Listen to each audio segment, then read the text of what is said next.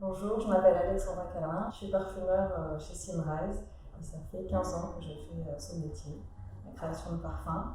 Pour Bloom Astral, ça s'est passé un petit peu différemment. J'avais envie de travailler cette fleur que j'adore, qui est au départ le jasmin. Et du coup, c'est moi qui ai proposé à Maison Jus de leur faire un jasmin, sachant que dans leur gamme, il y avait beaucoup de fleurs, de cuir, mais il n'y avait pas encore cette fleur blanche. J'adore travailler avec la Maison Jus parce qu'il y a quelque chose de très naturel et d'instinctif. En fait, Maison Jus, ils viennent nous voir demandant si on a des parfums qu'on aime particulièrement, des pépites cachées dans nos placards ou sur nos étagères qui n'ont pas encore trouvé d'acquéreur, ou alors qu'on a perdu sur un projet, ou alors qu'on a fait proactivement tout simplement. Et donc on a une grande liberté justement dans ce qu'on présente. Moi, quand je crée un parfum, ce que j'aime, c'est raconter des histoires. Donc oui, je voulais travailler un jasmin, mais il fallait trouver un scénario, en fait, une histoire. Il y a une fleur que j'adore, que j'ai découvert pour la première fois en Inde, à Calcutta, qui est le galan de nuit.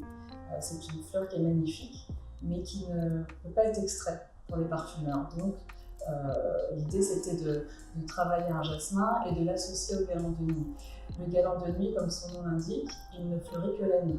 On peut passer devant la journée et absolument pas le remarquer, alors qu'il a une odeur très très narcotique, très très puissante, très très facettée dès la tombée du jour. En fait. Et le jasmin, c'est un petit peu le contraire. Le jasmin, les cueilleuses vont le récupérer à l'aube, vraiment avant le lever du soleil, et s'arrêtent de le récolter au milieu de la matinée. Donc voilà, c'est aussi cette histoire d'astralité de l'un et de solarité de l'autre, l'un qui fait place à l'autre.